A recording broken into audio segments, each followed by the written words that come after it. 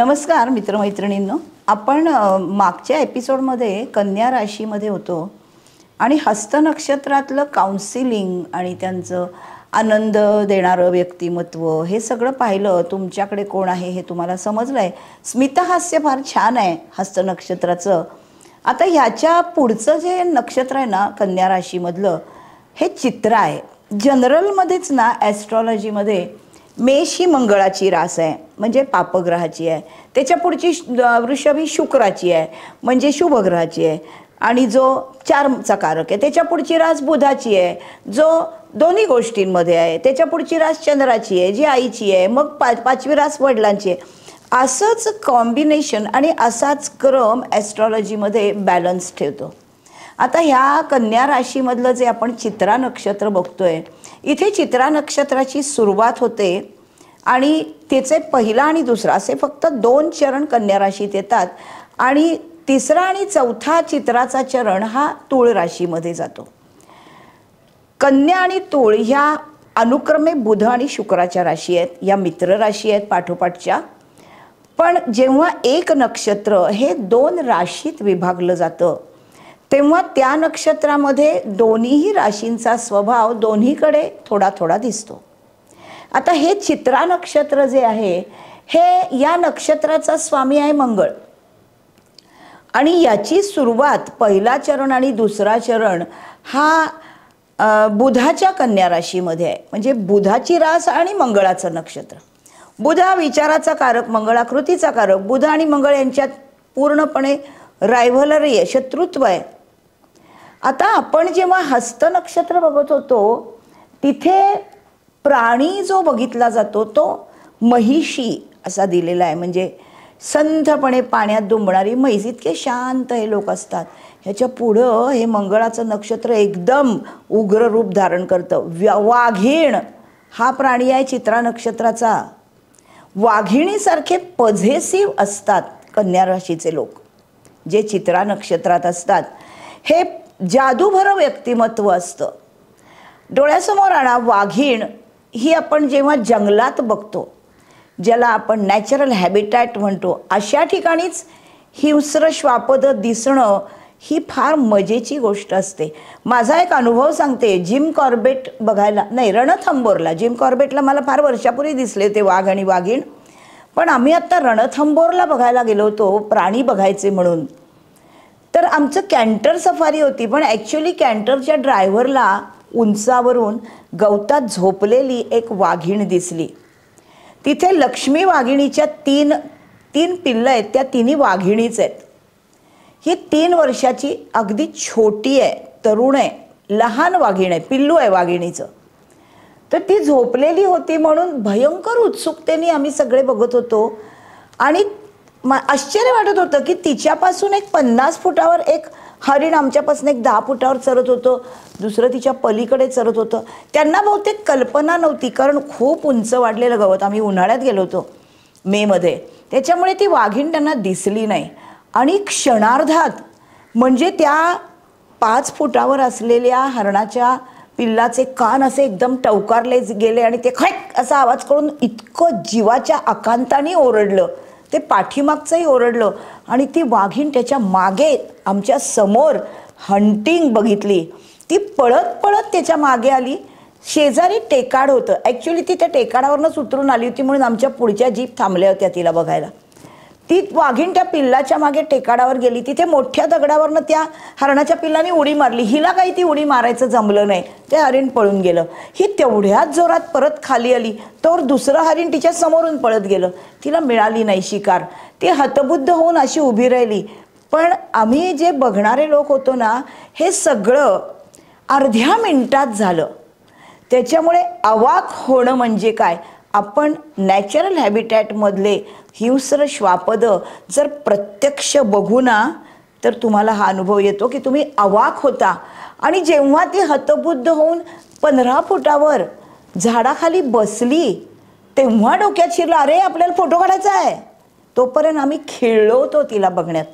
काही लोकांनी जीपमध्ये जे होते त्यांनी जवळनं व्हिडिओ काढले, ते आमच्याकडे पाठवले त्यांनी. पण असा थरारक अनुभव वाघिणीचा आम्ही पाहिला रणथंबोरमध्ये. त्याच्यामुळे वाघीण म्हणजे काय असतं जनरलमध्ये. आता मंगळाचं नक्षत्र आहे आणि ह्याचा प्राणी वाघीण आहे, म्हणजे या नक्षत्रामध्ये कसा स्वभाव असेल? प्रचंड ॲग्रेसिव्ह, लीडरशिप, फोकस्ड आणि एक प्रकारची डिग्निटी असते. राक्षसीपणामध्ये सुद्धा त्राटिका ही राक्षसीण, शूर्पणखा ही राक्षसीण, याच्यामध्ये फरक आहे. त्राटिका ही जनरल जंगलामधली आणि ती त्रास द्यायला आल्यावर तिचा वध केला होता रामाने. पण शूर्पणखा ही रावणाची बहीण होती, ती राजकन्या होती. त्याच्यामुळे तिचा जेव्हा नाक कापलं लक्ष्मणाने तेव्हा ते रावणाला असह्य झालं. ह्या फरक आहे, डिग्निटी आणि भीती. या वाघिणीला एक प्रकारची डिग्निटी आहे. ती कशामुळे आहे तर तिच्या ॲग्रेसिव्हनेसमुळे आहे. वाघीण म्हणजे मादी वाघाची, जिच्याकडे जर पिल्लं असतील, हा पण अनुभव आम्ही घेतला आहे. 40 फुटावरनं आम्ही तिला दुर्बिणीतून बघत होतो. 3 पिल्लांबरोबर ती आर्टिफिशियल पाणवठ्यावर आली होती एप्रिल महिन्यामध्ये. तिचे डोळे इतके भेदक होते की जर जरा तरी तिला संशय आला असता की आपल्या पिल्लांना काही धोका आहे, की ती 2 सेकंदात 40 फूट उडी मारून सगळे गेलो असतो आम्ही. इतकी भीतीदायक असते वाघीण, हे अनुभवलं आहे मी. त्यामुळे मी पूर्ण तुम्हाला सांगू शकते की तिच्यामध्ये डिग्निटी आहे, लीडरशिप आहे. आणि तिला चित्रा नक्षत्र हे मंगळाचं नक्षत्र आहे. मंगळ हा भूमीचा कारक आहे, तो जलकारक नाही आहे, पण तरीसुद्धा या नक्षत्राला दूरदृष्टी आहे आणि त्यामुळे त्याला इंट्युशन पॉवर आहे. चित्रा नक्षत्रामध्ये इंट्युशन आहे. आता हे कन्या रास जी आहे ही षष्ठातली रास आहे. त्यामुळे ती लोकांशी संधान बांधताना त्यांना सल्ला देणारी आहे, सेवा करणारी आहे, सल्ला देऊन. खास करून हस्त नक्षत्रामध्ये तर दुसऱ्या माणसाचा समाचार हसत बोलणारे आणि हसत बोलून घेणारे आणि काउन्सिलिंग करणारे लोक असतात. या चित्रा नक्षत्रामध्ये यांचा ॲटिट्यूड हा मुळातच लीडरशिपचा आणि सार्वभौम सत्ता गाजवण्याचा आहे, मंगळासारखा. त्याच्यामुळे कधीकधी यांचा सल्ला, हे सल्ला देणारे लोक आहेतच, यांचा सल्ला कधीकधी सुरुवातीला बालिश वाटतो, कारण मंगळ हा ॲग्रेसिव्ह ग्रह आहे. पण काही काळाने तोच बरोबर होता हे लोकांना पटतं. बुधाची रास आणि नक्षत्र मंगळाचं आहे. याच्यामध्ये पहिला चरण जो आहे हा रवीचा आहे, सिंह राशीच्या. इथे जेव्हा बुधाचा संबंध आहे राशीशी, राशीचा तो स्वामी आहे, मूल त्रिकोण आहे, उच्चीचा आहे, आणि तिथे सिंह राशीच्या रवीचं चरण आहे. त्याच्यामुळे रवी हा सूर्यप्रकाश आहे आणि हा बुधाच्या राशीतलं नक्षत्र आहे. बुध हा वाचेचा कारक आहे. त्याच्यामुळे यांचं बोलणं सूर्यप्रकाशा इतकं खरं, सत्य, सडेतोड. दुसऱ्या माणसाशी बोलताना ते दुखावले जातात हे यांच्या गावीच नसतं. हे सडेतोड बोलतात, खरं बोलतात, पण त्याच्यामुळे माणसं दुखावली जातात, टीकाकार असतात. दुसरं चरण जे आहे ते कन्या राशीच्या बुधाचंच आहे. कन्या राशीच्या बुधाच्या राशीमध्ये मंगळाचं नक्षत्र आणि कन्येच्याच बुधाचं चरण. इथे फोकस्ड, परफेक्शन, प्रॅक्टिकॅलिटी आणि डिटेल ओरिएंटेड असा हा बुध आहे.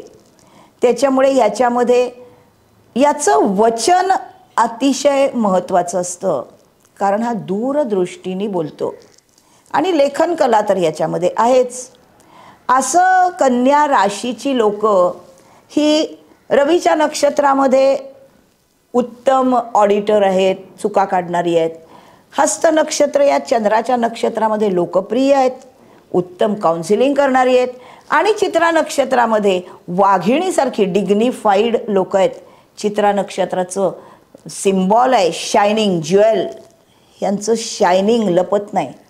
आहेत ना अतिशय सुंदर कन्या राशीतली नक्षत्र. सगळ्यांनी ही आपापल्या घरातली रास तपासून घ्या. पुढची रास तुम्हाला ऐकायची आहे, त्यामुळे माझा चॅनल सबस्क्राईब करा, बेल आयकॉनवर तुम्ही क्लिक करा, लगेच तुम्हाला तूळ रास पटकन समोर येईल आणि तिचा आनंद घ्या. जीवनामध्ये आनंद घेणं हाच तर आपला मुख्य हेतू आहे. तोपर्यंत बाय बाय.